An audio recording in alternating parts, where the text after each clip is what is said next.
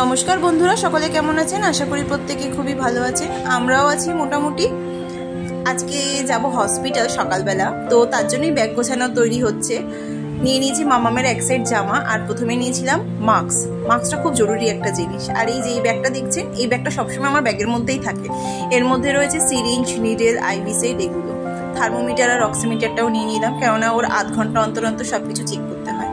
ওয়াইপসটাও নিয়ে নিলাম। ওয়াইপসটা আসলে কি হয়, আমাকে তো 10-15 মিনিট অন্তর অন্তর হাত ধুতে হয়, তো বাড়িতে হ্যান্ড ওয়াশ করে নিই।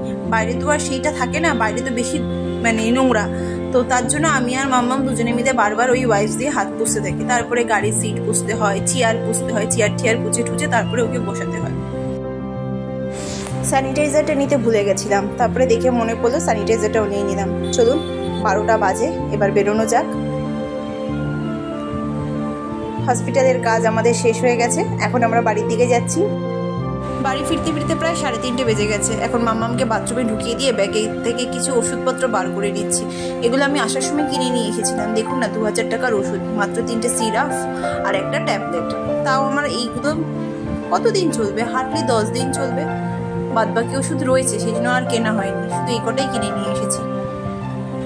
চলুন, দুপুরবেলা তো সিদ্ধ ভাত করে মা মেয়ে খেয়ে নিয়েছি। রাত্রিবেলাও ভাবছি কি করা যায়, তো এই একটু ওলকচু ছিল ঘরে, তো ওলকচু ভাবলাম একটু সিদ্ধ দিয়ে মাখা করা যাক। আর তার সঙ্গে একটু সয়াবিন করেছিলাম। সয়াবিনটা হলে কি হয়, মেয়েটা খেতে পারবে।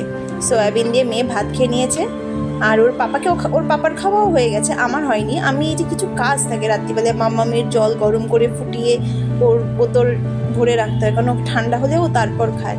তারপরে 1 ফ্লাক্স জল গরম করে ওর রাখতে হয়, ওর বাসনপত্রগুলো ফুটিয়ে রাখতে হয় রাত্রিবেলা। সব হয়ে গেছে আমার এদিকে কাজ। এবার আমি এদিকে খেতে বসবো। আমি আর সয়াবিন খাইনি, এই ওল সিদ্ধ দিয়ে আমি একটুখানি ভাত খেয়ে নিয়েছি। ভাত খেয়ে আমি এখন স্নান করব। স্নান টান করে এই দেখুন আমার রান্নাঘর সব পরিষ্কার করা কমপ্লিট। 1 বোতল জল নিয়ে এবার আমি ঘরে ঢুকবো। 11:30 বাজে, মাম্মামকে শুইয়ে দিয়েছি, রান্নাঘরটা পরিষ্কার হয়ে গেছে, ঘর মোছা হয়ে গেছে, স্নান করে নিয়েছি রাত্রে এখন স্নান করে ঠাকুর নমস্কার করে মাম্মামকে ওষুধ খাইয়ে দিয়েছি। কিন্তু ঘুমালে হবে না, এখন আমাকে জেগে থাকতে হবে। ওর 1টার সময় রাত্রির একটা ওষুধ আছে, ওই রাত্রির 1টার সময় ওষুধটা খাইয়ে তারপরে আমাকে ঘুমাতে হবে। আসলে আজকে এত পরিশ্রম গেছে না, মানে হসপিটাল গেলে না পুরো দিনটা উল্টোপাল্টা হয়ে যায়, আর বাইরে গেলে একটা জার্নি থাকে আলাদা। দুপুরেও 1 ফোঁটাও আজকে রেস্ট নেওয়া হয়নি, আর তো শরীরটা ভাল লাগছে না। ফোন দেখে এখন রাতের এই 1টা পর্যন্ত আমাকে জেগে থাকতে হবে। জেগে থেকে তারপরে ওকে ওষুধ খাইয়ে তারপরে আমি ঘুমিয়ে পড়ব।